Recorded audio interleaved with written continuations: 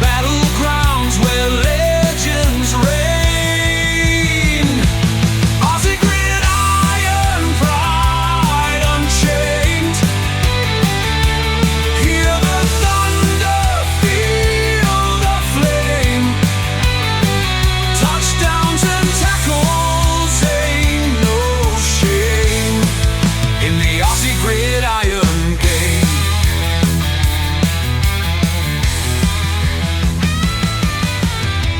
From Brisbane light to Perth so bold. G'day Aussie Gridiron fans and welcome to the AGN Playoff Series reaction show for the Divisional Round. You're back this week with Manjot and myself once again to go through some reactions from a huge Divisional Round. 4 amazing matchups, much better than the previous round in the wild card where we had so many blowouts and so many one-sided games. This weekend was nothing like that. 4 amazing games featured, and it was one hell of a weekend, wasn't it, mate? 100%. I mean, this reminds me a lot of the 2021 Divisional Round where all 4 of those games were just absolutely insane, but this Divisional Round was a little less crazy than 2021, but still just as good, I reckon, in terms of just how good of quality we had in some of the games, of course. I mean, we had 4 very nail-biting sort of games that came down to the end, and I think a lot of credit has to go to all the teams. They prepared very well, and I think it just shows the caliber of competition in the NFL as well. I was really impressed by both of these, all 8 of the teams, I reckon, in this Divisional Round for different reasons. But of course, there were 4 winners and 4 losers, Ian, and that's the sort of thing. These fine margins in the NFL were very much on show this weekend. Yeah, absolutely were, mate. And we're going to start where everything finished for the weekend, and that is the absolutely massive matchup that was Buffalo Bills versus Baltimore Ravens. 2 amazing teams. We knew it was going to be this way. We talked about it in a preview show with the boys last week, that it was just going to be a huge matchup and a flip-flopping one, like one that nobody could really pick. It was so hard to pick, and it started off that way too. And we started off with the score each for each team, and then we had Lamar throwing a very uncharacteristic interception early on, which sort of changed a little bit. Buffalo managed to score off the back of that. Ravens still kept in it. Ravens scored a bit more in the third quarter. But then it all came crashing down in the end, and as we got towards the end, some very interesting decisions by both teams in coaching-wise and how it ended up. And, mate, whilst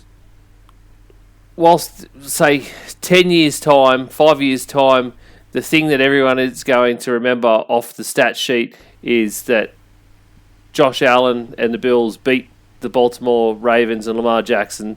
That's the thing we're going to always know and talk about. That's what the narrative will be, because we always talk about the QBs.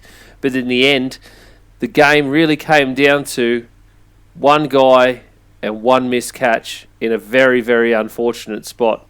And that was. It seems like an anticlimax, but that's where it sort of ended. Yeah, I could not believe it. The one guy they usually depend on, Mark Andrews, just dropping the ball at the right corner of the end zone. It made me sick as a Lamar Jackson fan just to know that had to be how the season ended. No way, man. I have to be honest. I know I've just said, I am a Lamar Jackson fan, been very much on the bandwagon since he was in high school, college. He was been one of my favorite players for that long, and really to see him be on such a great run, that was such a great drive at the end by Jackson and the Ravens. They were moving the ball down with ease. He was finding targets left and right, but it was the 2 drops by Andrews, the fumble where he could have gone forwards but decided to go backwards for some reason, and the ball just got punched out. And then at the end, where the 2-point conversion just dropped out of his hands. That's a 5-point swing right there. They did score a field goal off that Andrews fumble, and then of course the 2 points missed at the end. So a 5-point swing was massive in this game as well. They lost by a couple points, as we know. So, and Lamar having a fumble, that was very hard. That first half from Lamar, I have to say, was very, very poor, I have to admit, in terms of his standards. But the second half, he really turned it on. I was really impressed by Lamar Jackson in the end, how he bounced back from the interception and the fumble. Thankfully for the Ravens, the Bills only scored 3 points off those 2 turnovers. So with how Lamar was able to go in the second half, they got Derrick Henry going on that one drive as well, where he was just running up and down the field. It felt like the Ravens, you can see on the stat sheet as well, the Ravens definitely had an upper hand in this game. The Bills, though, they were able to do enough to hold them off. I think it was a very evenly matched game. I think the turnovers and the missed catch at the end were probably the difference makers in this one as well, I'll have to say, in terms of ball security. That was the Ravens' downfall. Even Lamar himself came out in the postgame, said that he shouldn't be making fumbles like that. It's fucking pissing him off and everything. He's just so pissed. He even swearing in his press conferences because he's sick of being there, sick of his 5th playoff loss. It's just horrendous there for Lamar. How hard it is for him in the postseason. It's just sick to just watch him. I mean, granted, look, Ian, I'm a 49ers fan. When I was growing up, Peyton Manning was my favorite quarterback. Now Lamar's my favorite quarterback. I just have to choose the hard road of pain with all of these sort of teams and players I support. There's so much heartbreak, so much pain in all 3 of those things. Like, oh my goodness, I spent years watching Peyton Manning fall short, and then he retired with a Super Bowl. I was so happy for him then, and then the 49ers, they haven't got over the hump. Lamar hasn't gotten over the hump. Sometimes, Ian, I gotta be honest, I hate this sport because, gosh, it results in a lot of heartbreak. I'm sure you know that too. Oh, very much so, mate, yeah. And we talked about this last week with the boys, how we really hope that Baltimore didn't do what they did last year, where they were known as a massive rushing attack, and then just suddenly in a divisional game or in a playoffs, they just decided to not run the ball and just go all pass. That didn't happen this week. They were absolutely a complete team on both sides of the ball, even in special teams. But as you said, a few just small, costly mistakes is what the difference ended up being. Is just that's what weighted the coin just that slightly different way towards the Bills. The Bills weren't without their mistakes as well, but they seem to be able to overcome and at least get something out of those mistakes. I think we were all screaming, it wasn't necessarily a mistake, we were all screaming towards the end like we really wanted them to go for it on that 4th down at 2 yards. When they're so second, but was it 4th and goal and they were 2 yards? Yeah. And Allen had just been stopped on a play that is nearly automatic for the Bills these days. They run that with Josh Allen. He is so incredibly strong. The guy's like an ox running through these defensive lines. It's ridiculous, and especially 2 yards. But they stopped him. The Baltimore line stopped him. And we're all screaming, and I think everyone was like, you score this, you end this game here, 3 minutes 50-something to go, you end it. That's done, dusted. And instead, they go for the 21-yard field goal, puts them up 8, and really puts that gamble back on their defense, but also for Sean McDermott, knowing that you can't get any more than 8 points out of a play, even with a correct 2-point conversion. So they would have gone to overtime, or hopefully would have had a little bit left on the clock to try and dial up some kind of magic. But he just took that gamble. Sean McDermott took that gamble and was just confident in his own team and confident in what was happening. And in the end, that was the difference maker, and that's what paid off. Yeah, 100%. And I feel like as well with that second half, after such a great start the Bills had, they were going to halftime, 2-score lead. I feel like that first drive onwards of the second half, they weren't really trusting Josh Allen enough. He's the guy that got them in that position. I feel like they went away from their identity a bit, and they only gave the ball to him once in like that third quarter in terms of running the ball, which was a really interesting sort of decision making there from Joe Brady, the offensive coordinator. I feel like that was probably where the Ravens started coming back. I think the Bills just went away from Josh Allen, and I feel like that just let the Ravens back into the game. I don't understand what the decision making was behind that sort of thing. I mean, I know you were talking to me during the game, Ian, about Josh Allen taking hits and how you'd like to see him get away from running the ball a bit more to avoid taking hits. But from what I could see is that I feel like when you got something working like Josh Allen running it in from wherever, it's just something that I feel like when the Bills went away from that, it allowed the Ravens back into the game. And that's something I don't want to see Buffalo bring into next week, because I want to see them fully trust Josh Allen. If they win, it's off the back of Josh Allen. If he has a bad day and they lose, so be it. But he's brought you that far. I don't understand exactly why they did go away from Allen during key moments of that third quarter and parts of the fourth quarter as well. It was good to see them run it on 3rd and goal with him, because that was a very high percentage play, as he said, Ian. But the defensive line of the Ravens stood strong. I would have loved to see them go for it as well, as you said.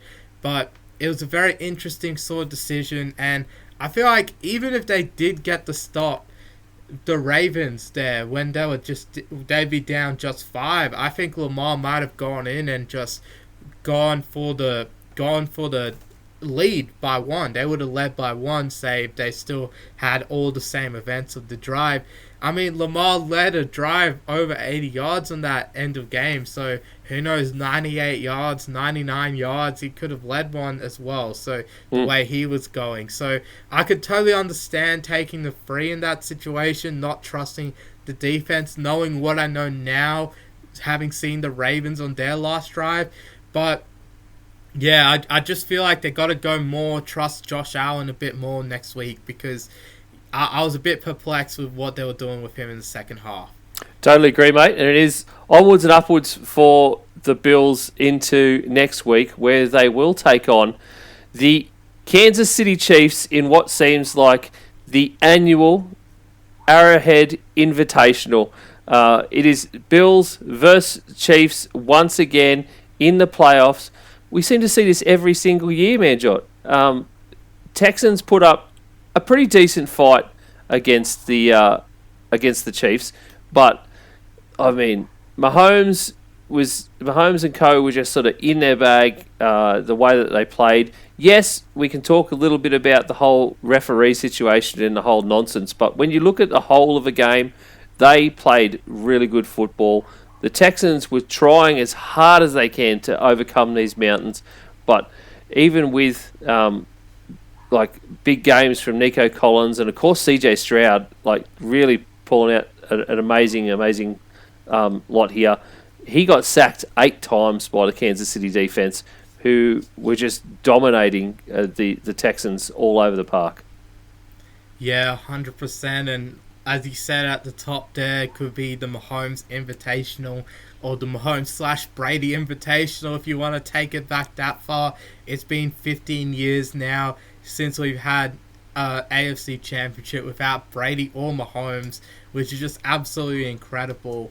Just to think of how those two quarterbacks have dominated one conference, and you can see it in this game as well. Mahomes doing enough to just keep the Texans at bay. I think the Texans defense did a really good job. We were talking about it last week throughout our shows as well, just how underrated the Texans defense was. We weren't really rating them much before coming into the Chargers game, but then we realized, oh goodness, they picked off Herbert a few times in that game. So 4 times picking him off, and we're like, oh, now we know the Texans defense is on. And I feel like that was where it sort of just got a little bit out of hand for the Texans at the start of the game, when they just allowed the opening kickoff to be run back. And this is what I was talking about with the Packers last week, when they had an opening kickoff mistake against the Eagles back then. I was going on about how much special teams matters in these playoff games. It really showed in this one. But granted, the Texans, they did stop them on a 3-and-out, forced a field goal attempt, which was a really good sign just for the rest of the day for the defense. Now, got to touch on those officiating controversies because they were a big talking point in this one, Ian. And certainly were. Big talking point. Massive talking point. 100%. I mean, I posted about it on Patient Press. That's how you know how big of a talking point it was for me. Well, that first roughing the passer call was just I couldn't get over that. And of course, we heard that on the broadcast too. The guys were really on about it, about the fact that they were just soft calls, and you know, like you barely touch a guy, you hit him normal, like just push him back, don't land on top of him because that's what they're told now. No body weight over on top of the quarterback, no driving into the ground. You know, they give it up essentially is what a lot of quarterbacks are doing at the moment, which is fine, and then we just end up with a roughing call, which is just nonsense because nobody else anywhere else in the league all through the season, and even Patrick Mahomes himself, by the way, has got that call. Like that call hasn't been made through the rest of the season, you know, because it is just hands to quarterback, push them backwards, not forcefully. Like it's not like a situation like we saw with Tua last year where he just got, you know, absolutely manhandled to the ground and slam, like head slam into the ground or anything. It's just down, run through. Like it's stupid. That was a stupid call number one. What do we get? Oh, Mahomes out of the pocket, rushing around. You leave the pocket as a quarterback. Everybody knows in the league you become what, Manjot? A runner. A runner. You're a free rusher. And then for him to run around all around the park, and God, I wish I could have pulled some audio on this from Romo, because when you've got Tony Romo, one of the most decorated and highly respected quarterbacks that the league has seen, like absolutely smashing the rules and the refereeing on this league on that particular call, like saying you can't just run around and play games with the defense and then expect to be treated like a quarterback in the pocket. And and he slides down, and the defenders hit each other over the top of him, like they barely even touched him when they hit the ground. And it was absolutely. And Mahomes was getting up asking for flags as soon as he got up. He knew he didn't get touched. It's a joke, man. I mean, like you said on the broadcast, the ESPN crew of Buck and Aikman and Russell York, the rules analysts as well, those three were really into the refs in this one. They were really, I have to say, for the broadcasting, just criticizing the officials there. I know there's a lot of people who say you can't really do that as a broadcaster, but I have to give props to the guys up there in the booth, because I feel like they were calling out what the rest of us were seeing. They saw what the rest of us saw in those two calls, and even afterwards, Mahomes, he's running to the sideline. Defender pushes him, and he just flops. Like he's like it wasn't even just the push, and like the contact was inbounds to start with, but he pulls up, Manjot. Like he's running towards the sideline, like you're going to go up, and he pulls up. You can't play that game.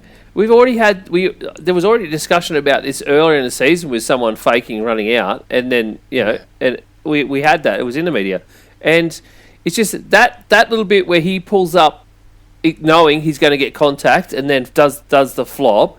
That's him knowing that, or inside himself thinking that he's got one up over the refs, and that he can make those calls, and he's going to get those calls. That's Patrick Mahomes being way too cute, and it's just ridiculous. That shit has to leave, and it has to. The problem is I have to put the point as well, Ian. Like, when you get into this sort of territory as well, when we're talking about player safety, I feel like now we're getting into this sort of discussion where, I don't know, this might sound controversial to everyone, but if you get into this sort of thing where Mahomes is getting lightly touched and that's a flag, then who knows, like you get a dirty defender or something, they'll be like, oh, I'm going to get a flag anyway, and they just blast the quarterback for no reason. I feel like you're getting into those sort of levels there of player safety where you got to like really toe the line there, and that's what I've been really thinking about all weekend, just after seeing that game, it's just like, well, quarterbacks, like, if you watch, like, that Trevor Lawrence slide, for example, against the Texans, like, who knows, like, a guy could literally do the same thing to Mahomes now, knowing that, hey, we're going to get a flag anyway. Why don't we just do that? And I feel like that's where you get into that danger zone. That's where I'm not saying that should happen to Mahomes, but I feel like that's where you get into that sort of murky area for a defender where they're like, all right, fuck it, I'm going to get a flag. I'm just going to do whatever now to Mahomes. And then you get like actual roughing and that sort of thing. And I feel like that puts quarterbacks in danger. So I feel like that's where the NFL needs to like sort of bring more common sense into sort of the officiating at this point. I feel like this is what I've been calling for years, is also getting the Sky Judge, getting like some replay assist, expanding that to all sort of penalties so you can pick up a flag for a roughing call like that. If you see, hey, Mahomes wasn't touched there, all right, it's not a roughing call. All right, let's just move on. Like, no flag. Yeah. Just get the referee to announce it. I feel like that's the sort of thing. I feel like as well with this game, moving on from the officiating controversy, now we've talked about it, Steve Spagnuolo just really diving up the pressures. Texans couldn't handle it. 8 sacks. I feel like even if you did take off those 10 points that were off those 2 drives, off those roughing calls on Mahomes, they did get 10 points off those 2 drives. So if you took those off from the Chiefs, I feel like they still would have eked out a win anyway. I think the Texans were just too overmatched. They played a very admirable game. They played a really good game, but I feel like they were really overmatched against the Chiefs. And really, I think the Chiefs were going to win either way. I don't think the Texans really stood much of a chance, but they really gave it a good go. And I think what we've seen from the Texans, if we're going back to our old eliminated segment as well, if we had to pull out a positive for an eliminated team for the Texans, I think you can see from them, it's just they're a team that's going to be around. They're going to be winning the AFC South for years to come, and they're going to have more of these big game opportunities. They had so many injuries this year, and to come toe-to-toe with the Kansas City Chiefs, going down by only 9 points, it's just incredible. And I have to tip my cap off to D'Amico Ryans. Every week he's just putting this group up there, and they're just doing absolutely everything just to keep going despite all the adversity. So I think the Texans, they found their leader in the coaching ranks, their leader at quarterback, their leaders on defense in Will Anderson and some of the other guys in the linebacking and safety core as well. It's just incredible what they've been able to do across the board. And I think the Texans, what their rebuild has shown is just how important leadership is. And I think they found the right guys. I think they'll be a team to contend for years to come. Now, they're the only team thus far in the NFL right now that hasn't made a conference championship game. I think that's going to change in the near future because the future's bright for them. And I think despite a little bit of a down year, they have a lot to hang their hat on. Yep, absolutely. And this is the 7th year in a row that the Chiefs have been in the top 4 of the NFL, which is just an insane run of luck and just skill and just domination, really. So Chiefs versus Bills in Arrowhead next weekend is going to be an amazing game for the AFC Championship. So let's move forward, mate, to the NFC side and talk about those 2 games. Let's start with the big one. Washington Commanders versus Detroit Lions. Everybody in the world, nearly everyone in the world, favoured the Lions in this matchup. They were 15-2 coming out of the regular season. Commanders just squeaking in as the 7th, weren't they? No, 6th seed. Can't remember, but they were 12-5. They squeaked in the 6th seed. The 6th seed, yep. So they squeaked in there. But no one was really talking about the Commanders in this game in the lead up to it. Everyone was all talking about how Detroit are going to have this week off and they're going to be dominating and we're going to see all these trick plays and it's going to be about Dan Campbell and crew going for it on 4th downs and it's big game and they're just going to wipe the floor with the Commanders because Jaden Daniels he's just a rookie and it doesn't there's no way he can get that far in rookie year because of the rest of his squad. It's so much different, and it was so much different in this game. The Commanders came out. Everyone came out a little bit sort of subdued and just focused in the first quarter. 7-3 to the Lions. Second quarter, holy shit! The Commanders just blew up the entire script. 28-14 in the second quarter alone for the Commanders to take a dominating halftime lead and absolutely silence Ford Field for a big period of time. And that's a hard place to play. Like, these are people that is just aching, just yearning for some semblance of a team to have success, and here was their chance to get to a Super Bowl and win the big one, mate. But in the end, the Commanders and Jaden Daniels, cool as a cucumber. This dude for weeks on end here, they've been winning games, big games, mate, big games. Pan to Jaden Daniels on the sideline, and he's just sitting on the sideline, like, just quietly nodding, like, yep, we did that, tick that one off, move forward. Like, there's emotion, like he's smiling to his teammates, but you can tell he is just laser focused. Oh, 100%. And talking about his mentality, of course, I love Jaden Daniels. I've been saying it for weeks now. I've just been absolutely hyped for him. Just, it's incredible, that mentality. If I had to compare it to someone, I mean, it's a very interesting comparison, but you look at the NBA, some of those guys like Michael Jordan, Kobe Bryant, they used to be so locked in back in the day, and they were just so locked in. They're going to win championships. They were young stars on the come up, and they were just so locked in, playing with a cooler mentality than a lot of their older peers, and it really shone through during their primes when they were winning championship after championship. I think Jaden Daniels has some of that Mamba mentality, that Jordan mentality, where he's just so locked in. He's a guy that really, you can see him when on the sideline, as you said, Ian, he's so locked in, and even when they're up 10 points against the Lions, a 15-win team, on the road, as you said, rocking Ford Field, it's incredible just to see Jaden just sitting there cool as a cucumber. Man, this game was wild, I have to say. I don't think any of us expected it, especially not that second quarter. That second quarter, if I was commentating it, I reckon the amount of touchdown calls I would have had to make, I wouldn't be able to make halftime in that game, because 6 touchdowns in the second quarter is just absolutely insane. 4 by the Commanders, 2 by the Lions. That was just the most insane swing I've ever seen, I think, in a long time. I mean, just really, with how Jaden Daniels played, firstly, it's just incredible. He was just passing it all over the field, just exposing the Lions defense, who have had a ton of injuries. It felt like for weeks now the Lions were just sort of bending, and now they're broke. On borrowed time, mate. On borrowed time. That's what they were with a lot of these guys. And they picked up more injuries in this game too. Like, guys are still going down in this game. And that's hard to see, because some of these guys by that point are second and third stringers on defense, and they're still breaking. And it's just like heartbreaking the way that was going down.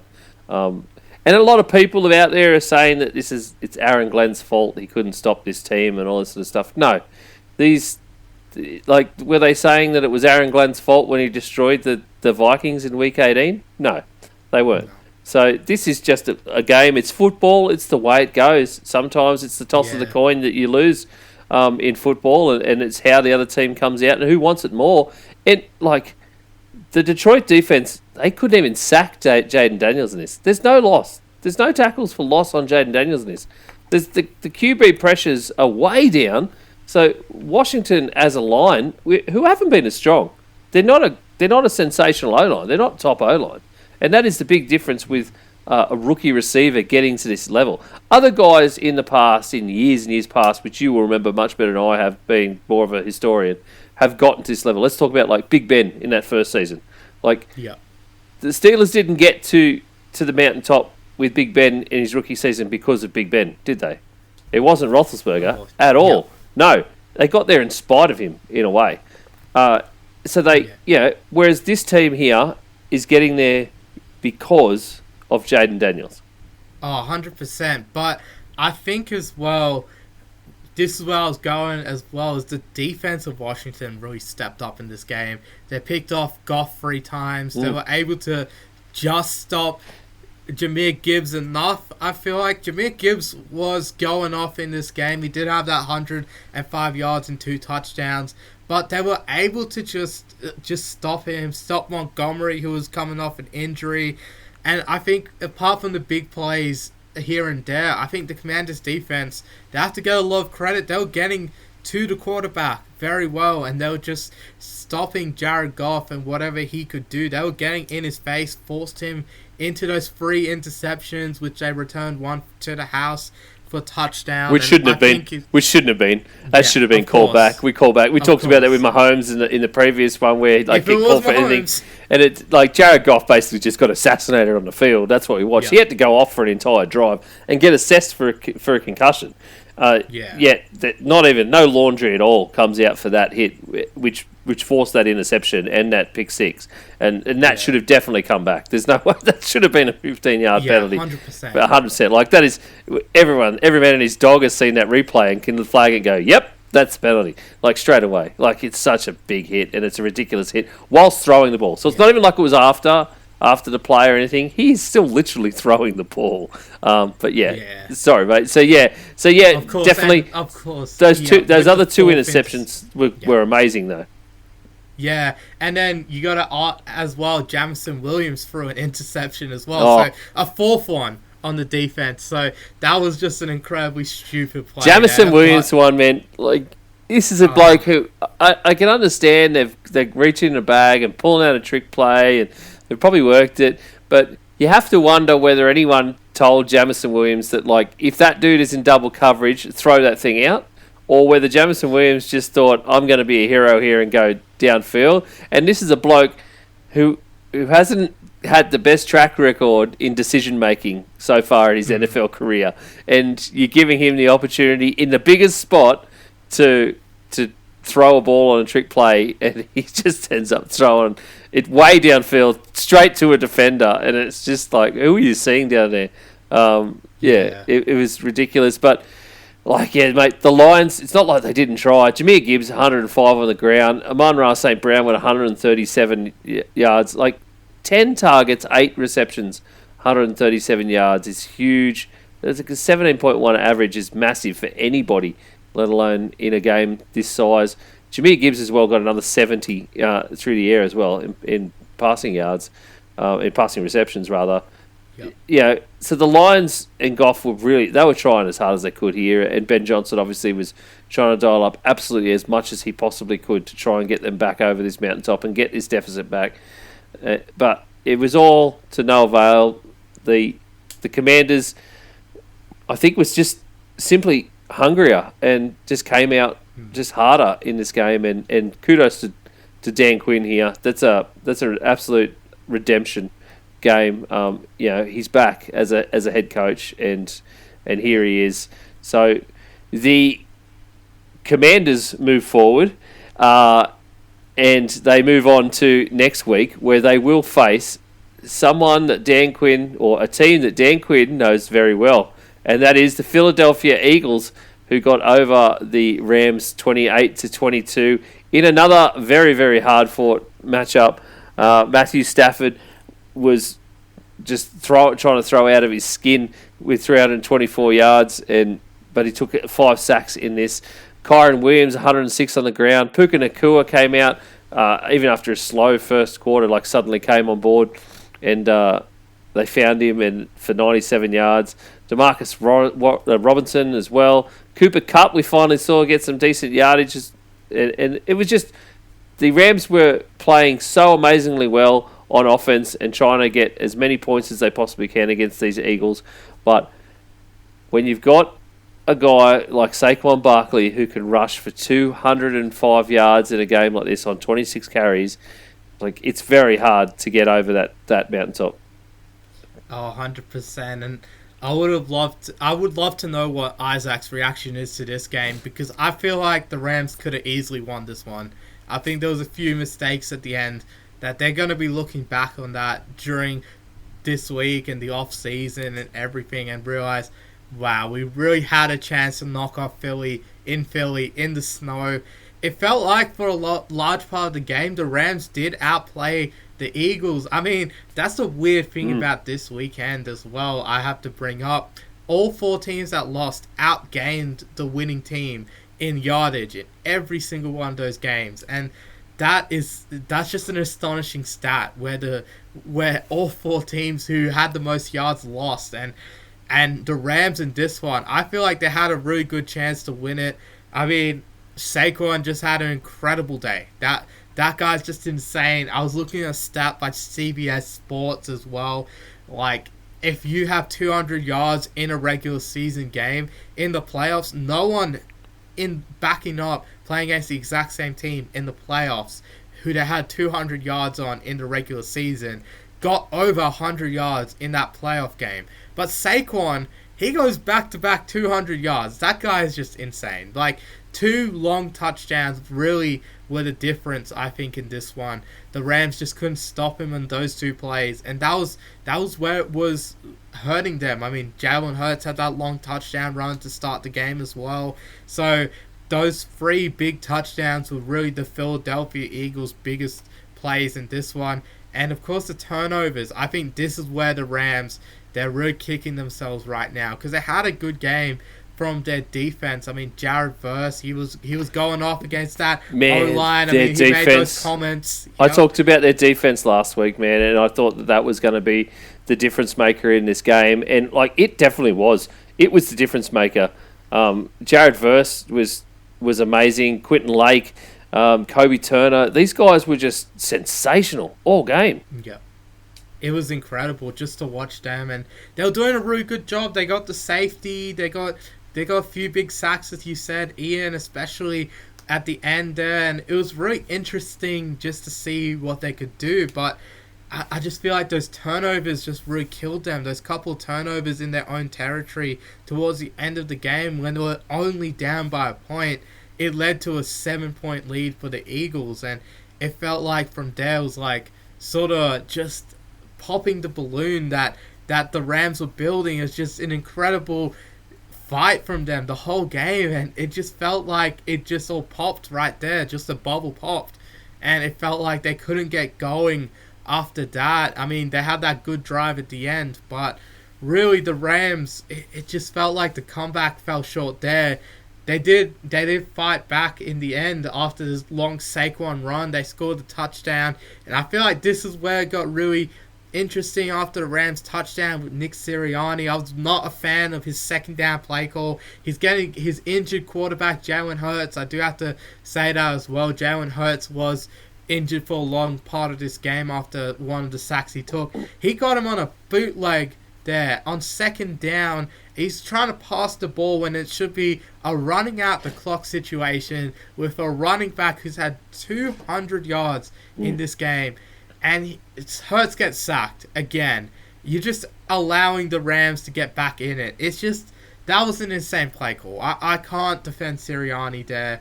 I feel like the Eagles' high-end talent of Saquon Barkley and Jalen Hurts and some of the other guys just really bailed out Sirianni's decision-making in this one. I feel like him as a coach is just, I don't trust him enough in some of these big situations. I feel like Nick Sirianni's decision-making in some of these big moments has to be very questionable. I mean, right there, why are you running a bootleg trying to pass the ball on 2nd and 10 with only minutes remaining, and you've got Saquon Barkley in the backfield behind an elite offensive line, and you just decide, hey, we're going to pass the ball. It was a very low percentage play. You're getting, again, injured Jalen Hurts out on that bootleg, and he's chased down. It's just, I didn't like that call at all from Sirianni. I do have to say that, and really, a decision like that almost cost them the game. The Rams were inside the red zone towards the end of the game, and if it wasn't for Jalen Carter coming in clutch and just saving it there, it would have been really hard for me to see Sirianni in a job today. Like, I wouldn't be surprised if he was fired after that, if they lost after that decision. Yeah. Because that was just how bad of a decision that was, Ian. I do have to say, I don't trust Nick Sirianni at all in some of these big situations. Mate, I'm not surprised either. I don't really trust him in those situations either. And I can't. And going forward, as I said, this is a team, an Eagles team that Dan Quinn will know very well, especially defensively, because they haven't changed a lot defensively year on year. And of course, Dan Quinn was the Cowboys' defensive coordinator last year. So offensively and defensively, they haven't changed a great deal. Obviously, the addition of Saquon Barkley is an extra wrinkle that Dan Quinn will have to overcome. But I feel like, and I don't want to sort of foreskin what I'm going to talk about when we get to the preview show this week for the championship round with the rest of the boys. But the script should be easy, and I would love to see the Commanders just absolutely dare the Eagles to use Jalen Hurts in this next game. Just dial up defensive plans that take out, and if anyone can do it, it'll be Dan Quinn, that take out Saquon Barkley, shut him down. Find a way, shut Saquon Barkley down, even if that means that they have to then go for passing plays, because the Eagles, on offense, haven't had a 300-yard passing game all season. So dare them to say, can you still do that? Are you still capable of this? They probably are, but I think if you take Saquon Barkley out of the mix in a game, you're going to instantly be on a more even playing field. And when we talk about Jaden Daniels in a passing game versus Jalen Hurts in a passing game, I think I already know who I would take if that was the case. So, but we'll talk about it. Yeah. Very interesting, Dan. If you look at Saquon as well, that game was huge as well. He's just passed Eric Dickerson, and now he's third all-time in terms of rushing yards combined, the regular season and postseason in a season, behind the back-to-back greatness of Terrell Davis in 1997 and 1998. It's just incredible. That's how good of a peak we're seeing from Saquon Barkley. He's getting up there with Terrell Davis's peak. And Denver, in those 2 seasons, won the Super Bowl back-to-back. So that's how important running backs are. I think you're seeing Saquon Barkley there. Derrick Henry had a good game. I think the value of running backs has definitely gone up in this league, for sure. I mean, Saquon's definitely going to get second all-time on that list. He's only 2 yards behind Terrell Davis in 97, and he's only about 150 yards behind his 98 season. So every chance you could see Saquon have the most yards regular season and postseason in a single season. So it's just an incredible season from Saquon Barkley. I do have to say, this is a very interesting time now. I think this is going to absolutely change the running back market out there. Derrick Henry, as I said.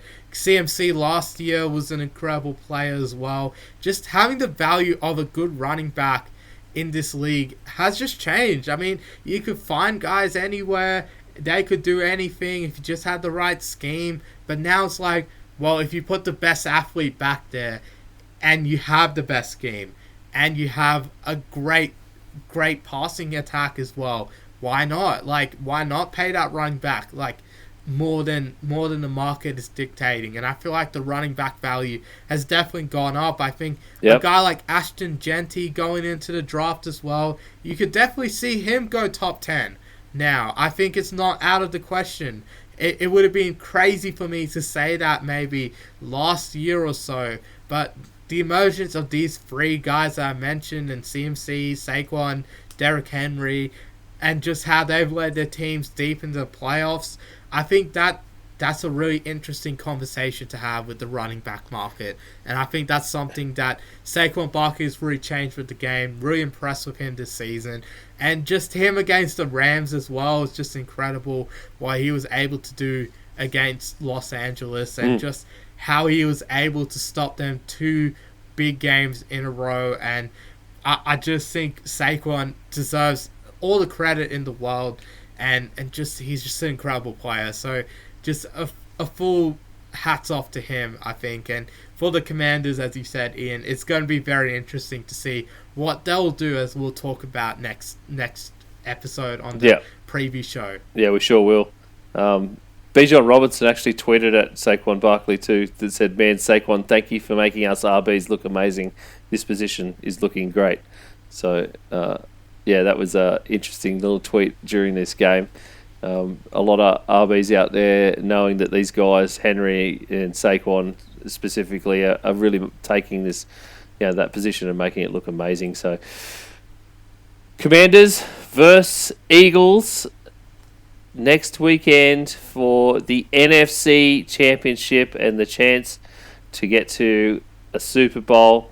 Going to be a very, very interesting discussion when we get on with the boys later this week for our championship preview games.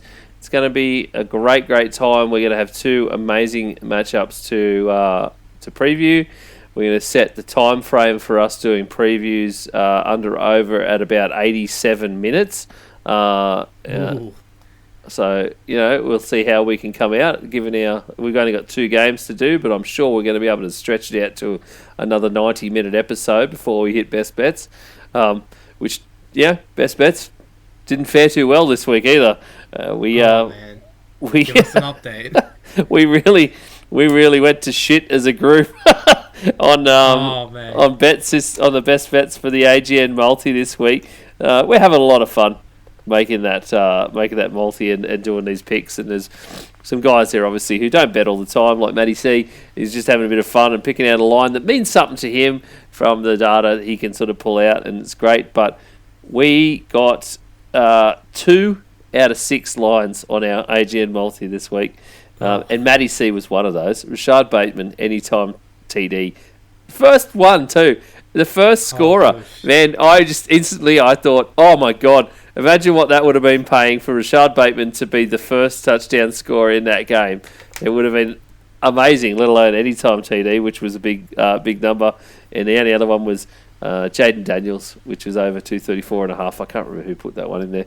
But I'll check that anyway when we get to... I'm sure it was Brad, because Brad was very high on him. Yeah. So I'm sure it would have been Brad. But so we'll check. I'll check that when we get to preview game. We do Best Bets for next week anyway, and see who did that.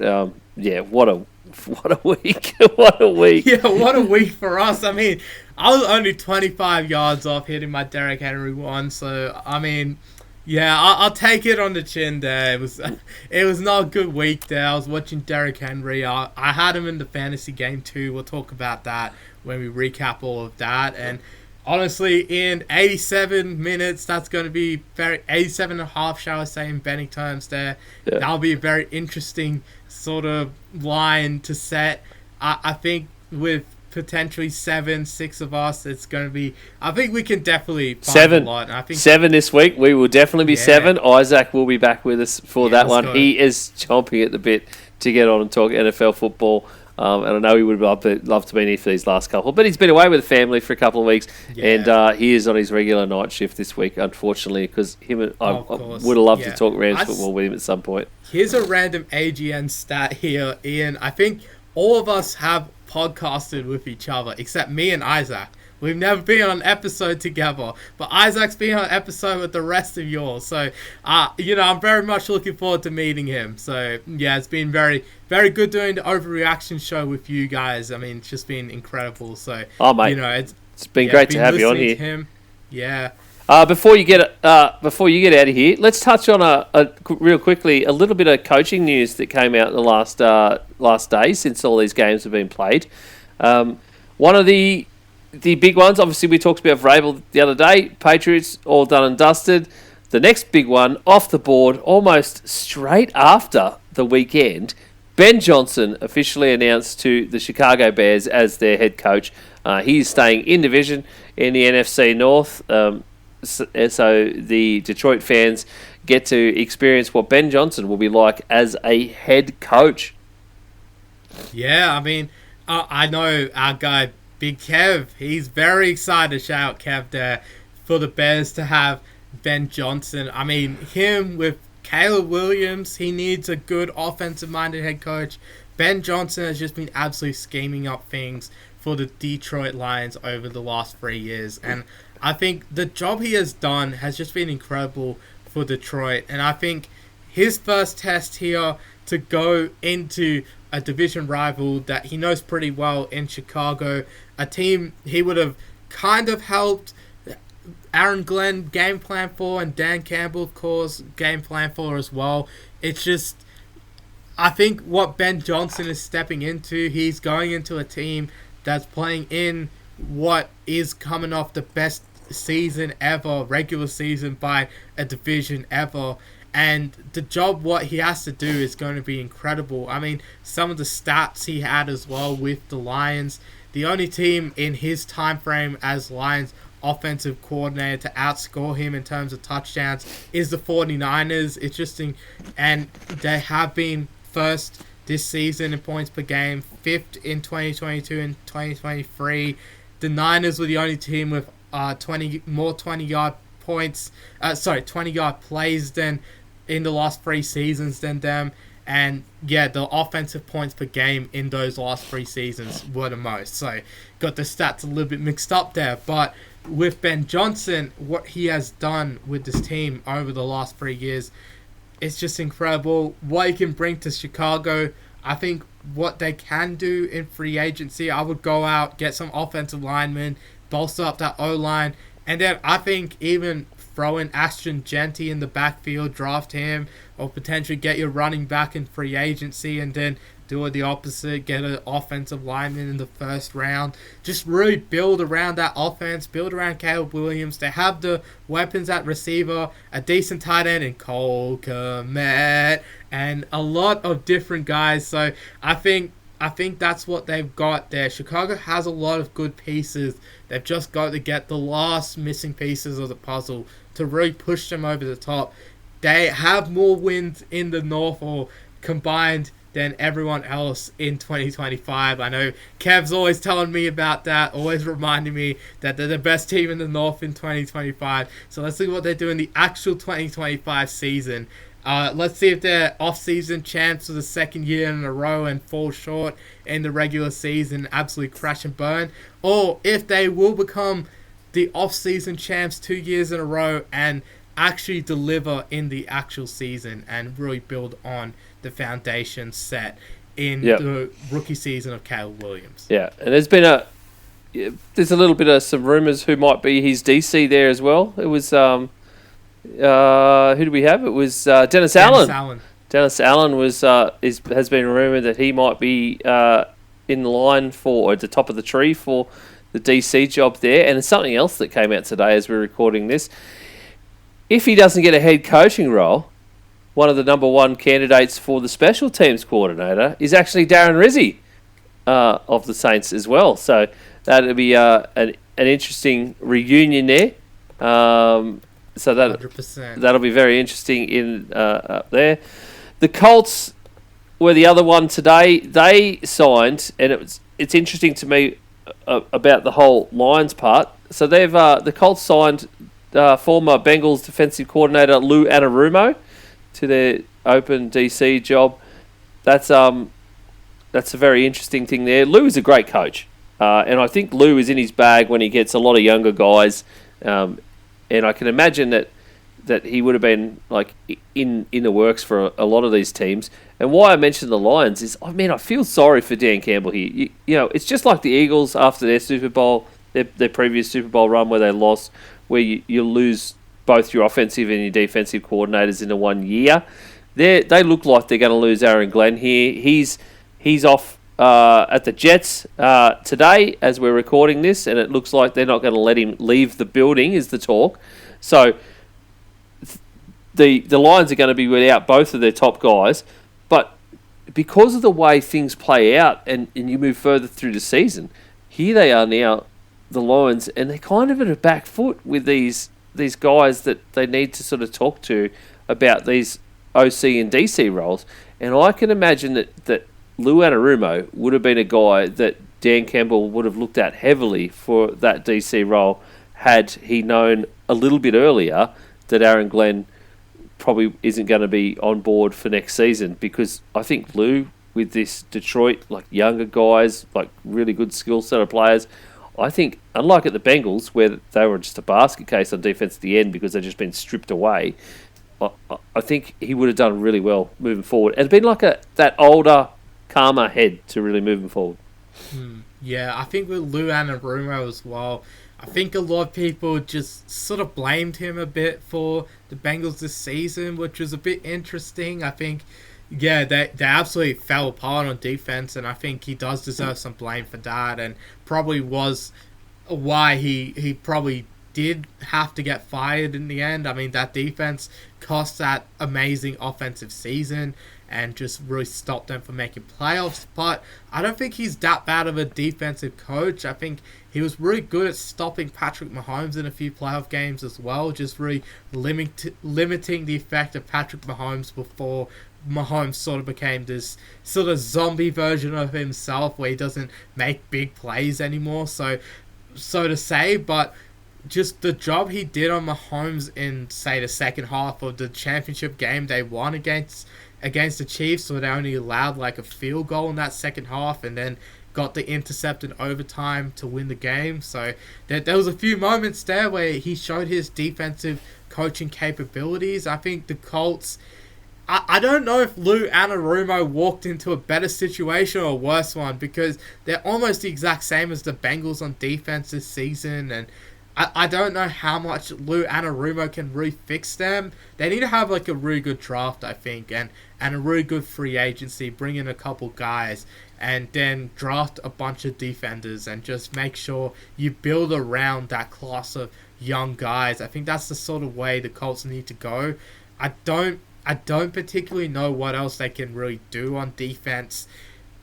I just, yeah, they really need to build a defensive roster, because I think Lou Anarumo can be a decent defensive coordinator, but he needs the roster. I don't think he's a guy like Bill Belichick, you could say, or Dennis Allen, as we're talking about, who can just get absolutely everything out of a defense. I think this is a guy that needs the roster around him. Yeah, for sure. So there are a couple of guys that are in there on the coaching news. We'll have some more as all that becomes apparent in the next few weeks. We might have a bit of a chat about that maybe before Super Bowl week, or we should know a lot more anyway by the time we get to there, or just after the Super Bowl. So we'll have more of the chat of that on G'day Gridiron with the boys as we sort of head into the off season. Just who's where on the coaching carousel, as a lot more of these positions get locked down for 2025. All right, mate. That's reaction show. You've said it all. We've said it all. It's been another great show. Just to recap these games, these amazing playoff games. Look forward to this sort of stuff every single season. Thanks once again for coming on, mate, and helping us out and talking some football. Oh, anytime, man. I mean, big part of starting the show as well. It was just me and you back in the 22 season. So yep. It's always great when we can relive the old days. It's been, I think, 3 episodes this season where it's just been me and you. And it's sort of like, yeah, this is how it was for like a whole year. So I think that's just like a bit of a flashback for me. So it's always great to be on with you, Ian, and with all the other boys too. I mean, that AGN playoff series can get crazy, and tell us more about what's coming up this week, because we're going to get even more crazier. Oh, mate, we have obviously 2 massive games to preview, as I've said just earlier. 2 huge championship games to preview, which we'll be doing with all the boys, all 7 of us this week.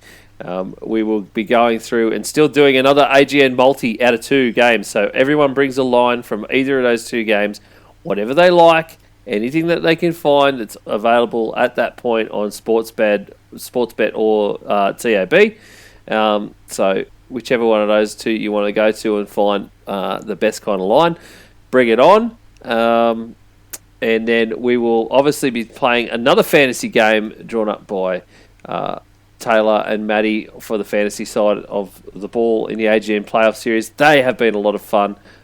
They always are every single year. New wrinkles with so many people, 7 of us. We're still picking 5, Taylor tells us, but it's any position. No you have to do a QB, you have to do wide receivers, any position, including Manjot's favourite, defences. We're chucking in defences and special teams. So I'm definitely picking a kicker just for shits and giggles.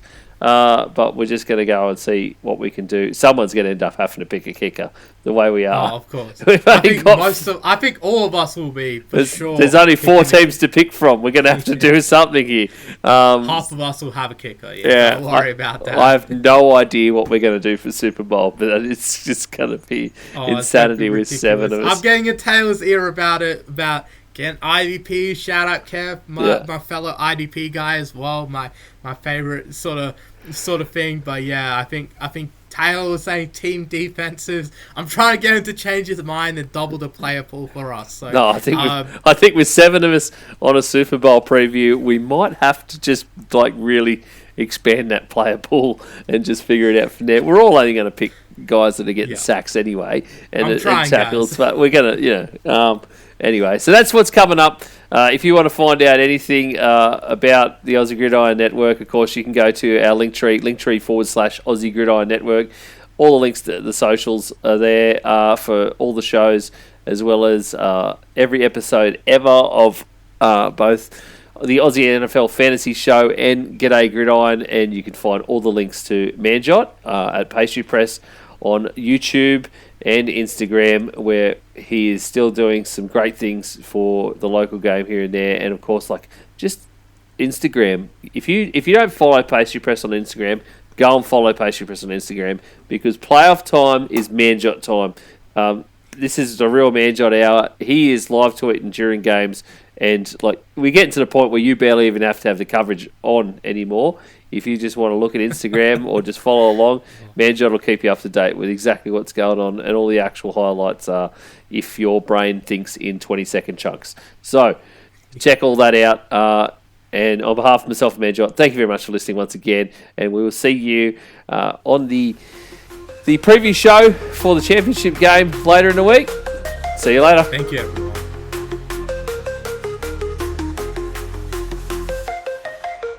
The G'day Gridiron podcast is brought to you by the Aussie Gridiron Network, a network of Australian podcasts bringing the fun and a little bit of the Aussie larrikin to the NFL and fantasy football. Check out our other amazing productions. Australia's #1 fantasy football podcast, the Aussie NFL Fantasy Show. Everything about the local game at Aussie Gridiron today. Manjot's Pastry Press on Instagram and YouTube, and Australia's very own Dynasty podcast, No Huddle Dynasty. Find links to everything at linktree /Aussie Gridiron Network.